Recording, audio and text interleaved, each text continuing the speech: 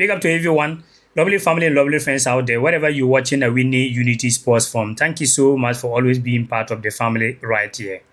This video, we're going to do Black Stars squad review. We're going to be looking at the 24-man squad that was released earlier on today, the players that was called up, because there are some few players out there that are injured till now, but they are part of the squad. We're going to be sharing those players with you. There are some players that we think they was invited given by wrong position, like player is not a right back and they call him a right back. And there are some players that also left out. We're going to be sharing our opinion right here. But almost 70 to 80% of the call-up was not too bad. But there are some few things we want to share with you right here.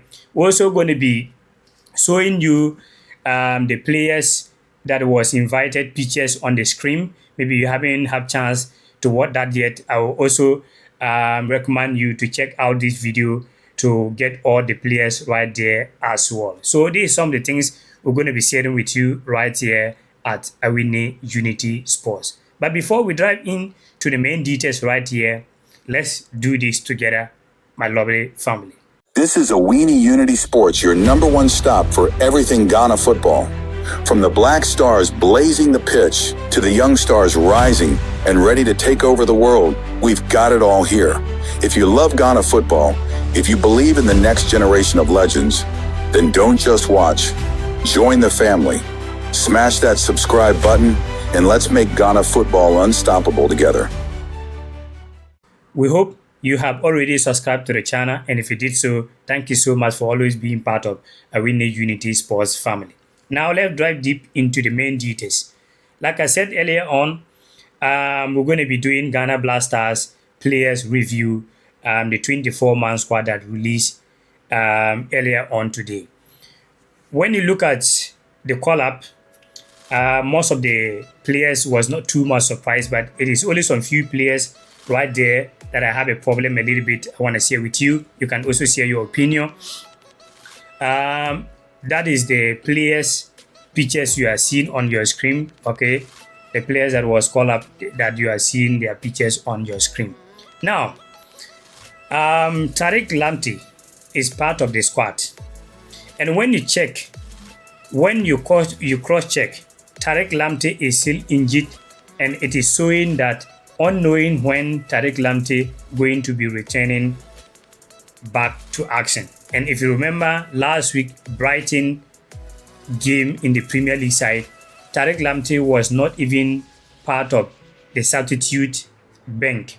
So I was a little bit surprised when I saw his name on the squad list. If you remember, over the weekend I spoke about the injured players, and he was part of the injured players that I was not expecting them to make up the squad. And out of the injured players that I spoke about, Tariq Lamptey is the player that made the squad because he had an injury 12 August 2025 and expected return unknowing, meaning if you watch that video, remember I said it clearly that when they say something unknowing, you cannot rule the player out. But he made the squad. But now move to another player that a lot of people are talking about that they was expecting him to make the squad is Sibo, the young man who plays football in the Spanish La Liga side, Real Oviedo. I wasn't surprised when you look at the position that he play as defensive midfielder. It's going to be very, very difficult. If you remember, for some few days I said it that the way a lot of people are talking about the young man, yes, he's good. Last season he was playing the Spanish second division side. I have time to go to the stadium to watch him personally, and he's very good. But when you look at the position that he play, we have a lot of players out there. So when I bring some of the players out and tell you that, or ask you that, drop one player, you put him right there, I believe that you're going to find difficult as well. So I'm not blaming the coach not calling him. His position, you have player like Ibrahim Suleimana, who plays football in Atalanta, top player, defensive midfielder. You have another player, Elisa Owusu, who plays football in French League One, also even captain of the club side. top defensive player. We have Salim Abdul-Samed, top defensive player. We have Loris Ajakum, who do not even get a call-up, who play defensive midfielder and also central midfielder. He do not even get a call-up. So when you look at all these players, it will be very, very difficult for Sibo to break through into the squad, which I'm not really surprised in that. But, and also, player that I'm not really surprised is Joseph Wallacott, playing in the Championship League One side. He's not getting playing time. And when you look at Joseph Annan, he is doing pretty well this season so far, keeping a lot of clean sheet. And I will not be surprised that in the future he will be coming number one, because the age is very clear, 25 years of age. So I'm not surprised that he is coming in and Wallacott is dropping down. In my opinion, that was just on point. Now, the player that I really have a problem right here, and I want to share with you, lovely family, right there, here is Callum Yankee. If I'm not pronouncing the name well, forgive me, guys. Callum Yankee is a player, a young player, 19 years of age. Fine player, play football in Denmark. But here is the problem. I feel like the end of the day, if they don't take time, they're going to destroy this young man's career in Ghana Black Stars. And the reason I'm saying here is that, not that he do not deserve to make the squad. He's more than deserved to make the squad. But my problem right here is, this young man is not a right back. This young man is, you can see the position. This young man is a typical center back. He can also, another option is he can play as defensive midfielder. So even if you are putting him as a center back, I will not be too much surprised. Why? Because he is a defensive midfielder also maybe. But giving him that role, right back, a lot of people will say the Unity Cup, he impressed very well. But bear in mind that the player that was playing in, I think, the right wing was not very skillful. But if you have a player that is tough like Lamine Yamal, and you are going to use a player that is not typical right back, the end of the day, you are making people to feel like the guy is not good because you are giving him a wrong position. And if you are building team, you have to try your best possible to make sure that you give every player right position so that they can able to give out of what they can do or what in them. This young man is not a right back. And now, this is a young man. This player right here, name is Eric Boachi. Eric Boachi is a typical right back who is doing very, very well in the Albanian league. Doing very well. Tomorrow, check him in the Europa League qualifiers and you're going to see how this guy is going to perform. He plays as a typical right back. He's not left back. He's not center midfielder, defensive midfield. He doesn't play any position at all apart from right back. And he's been part of Ghana under-20 team for some time before even moving to Europe. So if you have a player like you are seeing his picture, if you have a typical right back like that, why you are bringing a player who is not a right back? The end of the day, when the player went to get a chance to play at the right back and he didn't perform, a lot of people that do not really know much into football like that, and they are just watching because they are passionate about Ghana and they are watching Black Stars, they're going to blame the guy that this guy is not performing well. They will not know that it is not his fault. Why? Because they are giving him a position that is not his position. And every player wants to play a national team. So if you invite the player to say, okay, even defender, I want you to go to play striking, the player will not say no. He will go and strike because he wants to play for the national team. So Otuado, you make a very good squad, to be honest. The squad, it is not bad. And I love your consistency that you are always keeping. It is very good. If you want to build something, you need consistency. Which I think I agree with the call-up. But this is the little problem I have about this young man. This young man is not a right back. He's a fine player. I don't think that we should destroy his career, forcing him to play a position that he cannot able to fit in. And this is my personal opinion. Boachi should have been calling. Okay, Boachi should have been calling for that position. The young man is doing very, very well in his club side, playing Europa League as well. He used to play one country like that, and he just moved to Albanian club that I'm talking about. And he's always playing full 90 minutes, who also been part of Ghana under 20 team. So Tariq Lamptey, as things stand now, Tariq Lamptey, when I cross-check, he's injured till now. He's not fully fit. And Hassan Ali Risedu do not call, which that is very understandable.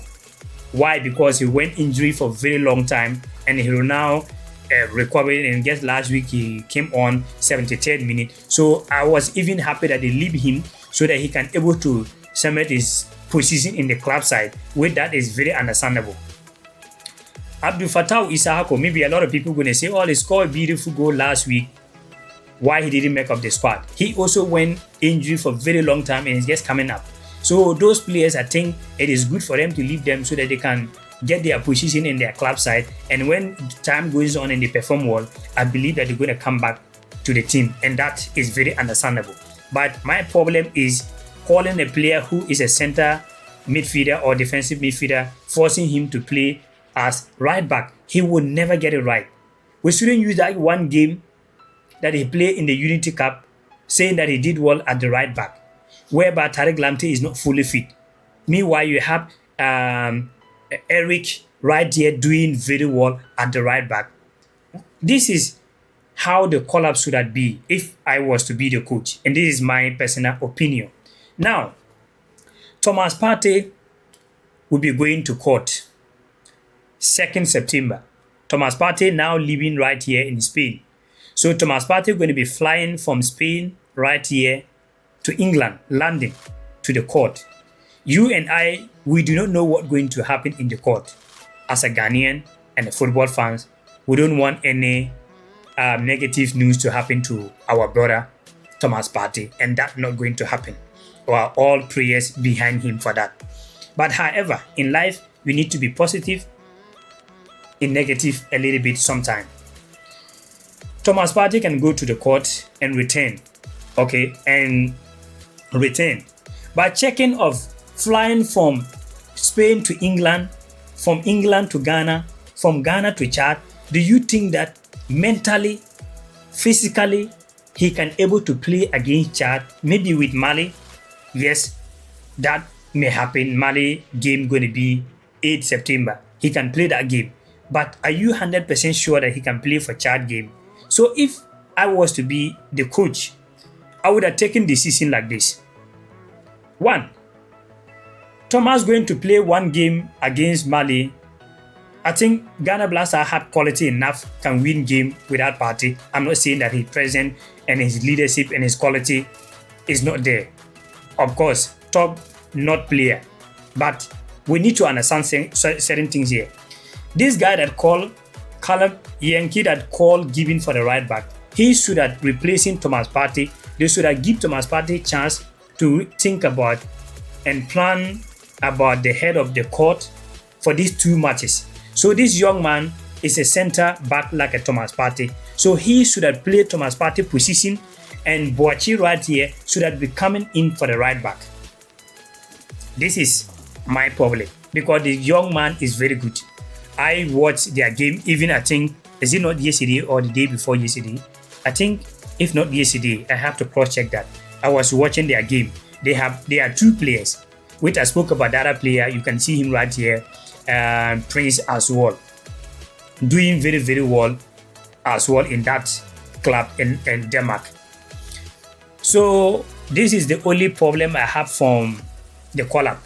For calling that young man as a right back, whereby he's not the right back.